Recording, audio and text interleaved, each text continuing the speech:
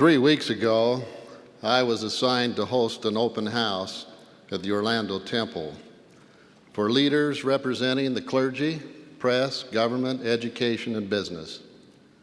Before I escorted these prominent guests through the temple, I explained to them the position and basic doctrine of the Church of Jesus Christ of Latter-day Saints. I wanted them to know why the gospel of Jesus Christ was restored to the earth through the prophet Joseph Smith, so they could understand the divine purpose and the eternal significance of the temple. My message this morning is to remind church members what we have and to invite non-members to understand the need for the restoration of the gospel. The mortal ministry of the Lord Jesus Christ was comparatively brief. He lived only 33 years, and his ministry was only 3 years.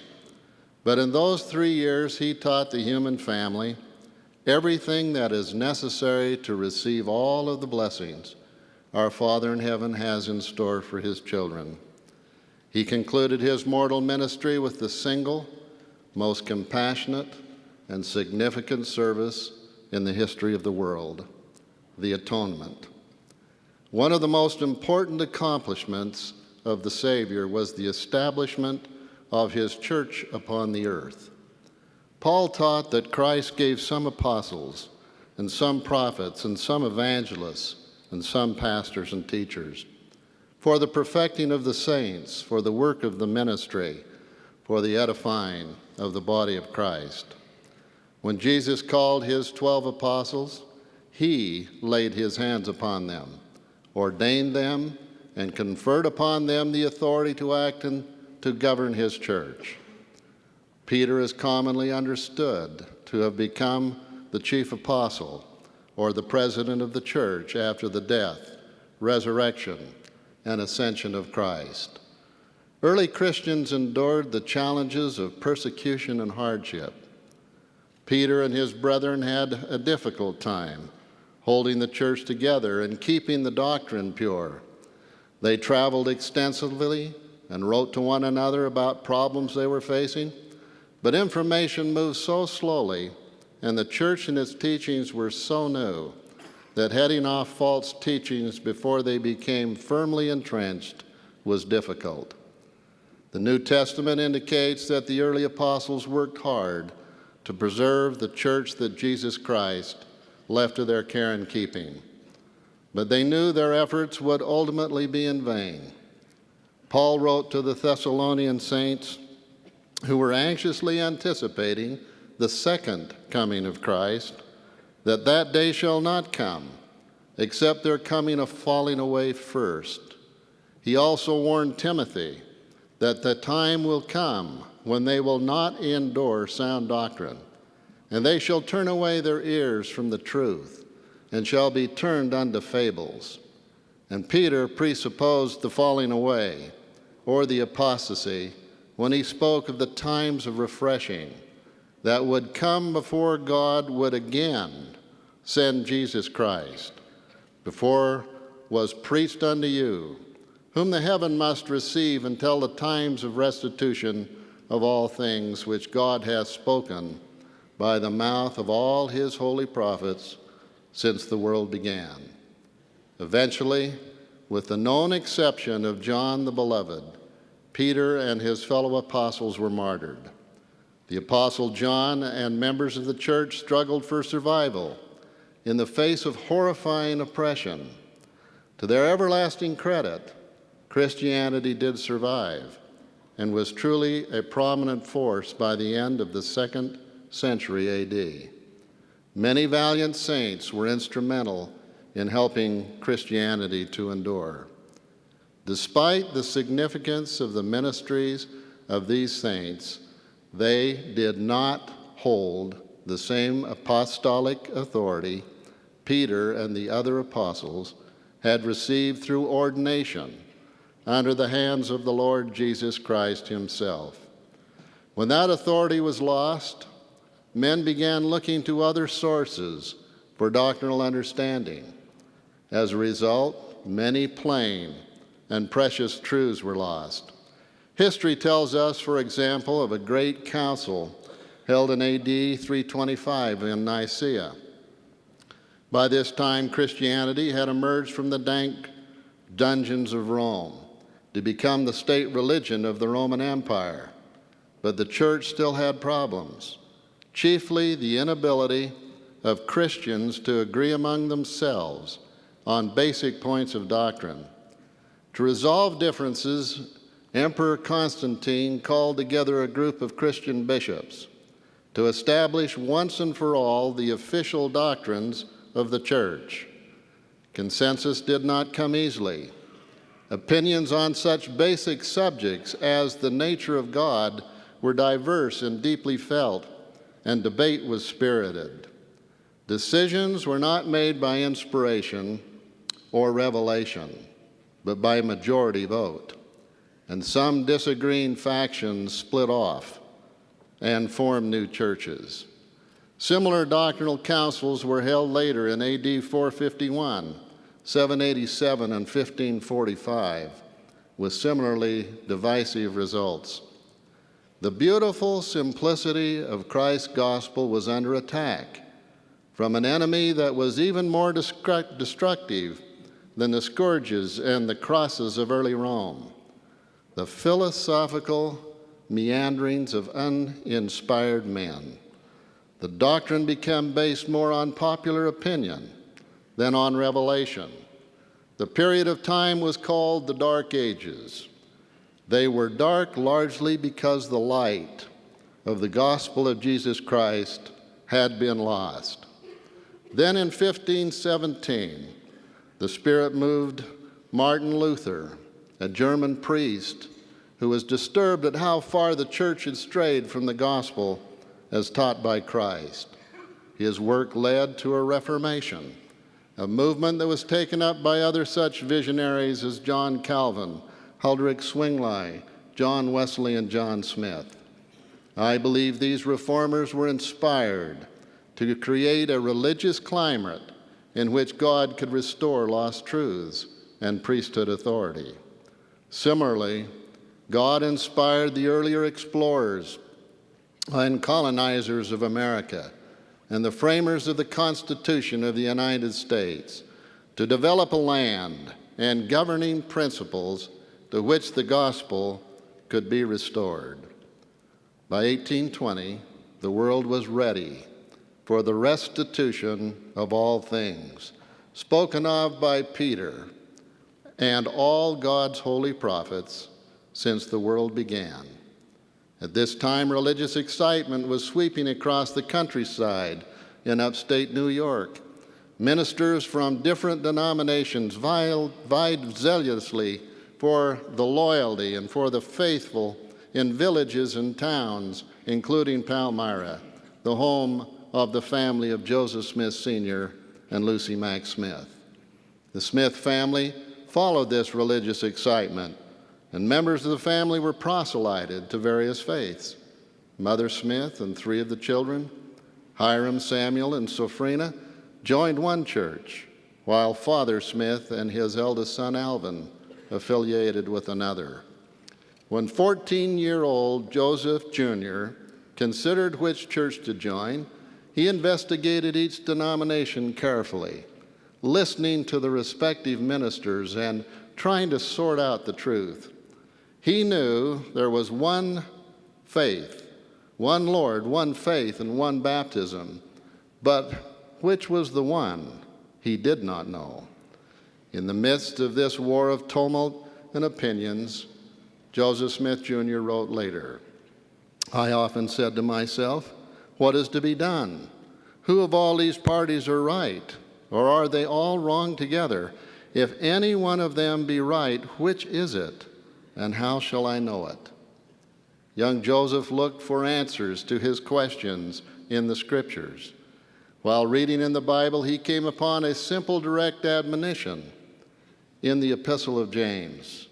"If any of you lack wisdom, let him ask of God, that giveth to all men liberally and upbraideth not, and it shall be given him." Joseph reflected, Never did any passage of Scripture come with more power to the heart of a man than this did at this time to mine. It seemed to enter with great force into every feeling of my heart. I reflected on it again and again, knowing that if any person needed wisdom from God, I did. For how to act, I did not know. And unless I could get more wisdom than I then had, I would never know. With the simple faith of youth and motivated by the inspiration of the Holy Spirit, Joseph decided to go into a grove of trees near his home and put the promise in James to the test. On a beautiful, clear spring morning, Joseph retired to the woods. He paused when he arrived at a quiet and secluded spot. He looked around to make sure he was alone. Then he knelt and began to pray. No sooner had he done so than an overwhelming feeling of darkness swept over him, as if some evil power was trying to dissuade him. Rather than surrender, Joseph intensified his pleas to God, and God himself responded. Reading from Joseph's account, I saw a pillar of light exactly over my head above the brightness of the sun, which descended gradually until it fell upon me. When the light rested upon me, I saw two personages, whose brightness and glory defied all description, standing above me in the air. One of them spake unto me, calling me by name, and said, pointing to the other, This is my beloved Son. Hear him. I testify those beings were God, our Heavenly Father, and his resurrected Son, Jesus Christ, in one of the most supernal spiritual manifestations of all time. They told Joseph he should join none of the existing churches. Their mission accomplished, the Father and his Son, Jesus Christ, departed, leaving young Joseph physically drained, but spiritually enriched with exciting restored truth. He knew with certainty that God, our Heavenly Father, and his Son, Jesus Christ, were real, for he had seen them. He knew they were two separate, distinct individuals. He knew that no church on the face of the earth had the authority of the priesthood to act in the name of Heavenly Father and Jesus Christ. Perhaps the most important lesson young Joseph learned in the sacred grove is this significant eternal truth: the heavens are not sealed. God does communicate with mortals. He loves us today just as much as he loved those who lived anciently. What comfort that sweet assurance provides in a world filled with confusion and discouragement. What peace and security come to the heart that understands that God in heaven knows us and cares about us individually and collectively, and that he communicates with us either directly or through his living prophets according to our needs. My dear friends, I testify to you that this is true, and that the Father and the Son appeared in wondrous vision to young Joseph as a step in the restoring of the fullness of the gospel of Jesus Christ to the earth. Through subsequent equally miraculous experiences, Joseph Smith was God's instrument in translating from ancient records a book of Scripture, the Book of Mormon, another testament of Jesus Christ, restoring priesthood authority, restoring sealing keys to turn the hearts of the children to the fathers, establishing the restored Church of Jesus Christ in these latter days with the fullness of the gospel as taught in the meridian of time by the Savior and his apostles, fulfilling biblical prophecy and preparing for the second coming of Jesus Christ.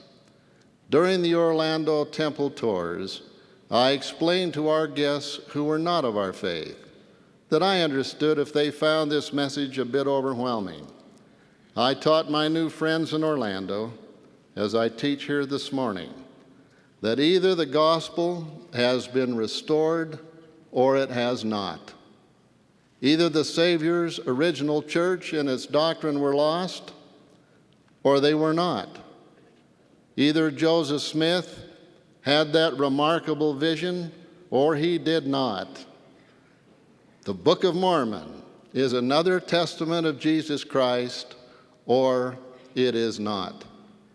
Either the fullness of the gospel of Jesus Christ was restored to the earth through God's chosen latter-day prophet, or it was not. The truth really is not any more complicated than that. Either these things happened just as I have testified, or they did not. As a latter-day apostle of the Lord Jesus Christ, my testimony and the testimony of millions of faithful members of the church the world over is that what I have told you this morning is true. The Church of Jesus Christ of Latter-day Saints has been restored to the earth through Joseph Smith and is administered today by a living prophet. These things I know. This information is valuable to each of us only if we know for ourselves that it is true. Thankfully, we have a simple but certain way to know. It requires some effort and sincere prayer, but it is worth it. In the last chapter of the Book of Mormon, an ancient prophet named Moroni gave a significant promise to those who would one day read this sacred book of Scripture. His promise applies to every sincere seeker of truth. He wrote, "And when ye shall receive these things, I would exhort you that ye would ask God the eternal Father in the name of Christ if these things are not true. And if ye shall ask with a sincere heart, with real intent, having faith in Christ, he will manifest the truth of it unto you by the power of the Holy Ghost. And by the power of the Holy Ghost ye may know all things." Moroni urges us to go directly to the source of truth for answers to our questions. If we seek him humbly and sincerely, he will help us discern truth from error. As the Savior himself assured his disciples, "Ye shall know the truth, and the truth shall make you free." Brothers and sisters, we know the truth. Because we do, we are expected to share it with all of our Heavenly Father's children. To our dear friends of the church, please do not let pass this opportunity to receive personal revelation from God. Consider what I have said. Weigh it carefully. Measure it against the things you believe. Hold fast to all that is true. And add to that the fullness of the restored gospel of Jesus Christ. Take into account what you have felt as you have listened. You can know if these things are true by asking God. Listen for his answer. Then respond to what you feel. If you will do so, I believe you will come to know, as I know, that Jesus, the Church of Jesus Christ of Latter-day Saints, is God's true church upon the earth. Now may God bless you, my dear friends, with peace and joy the gospel gives. I humbly pray in the name of Jesus Christ. Amen.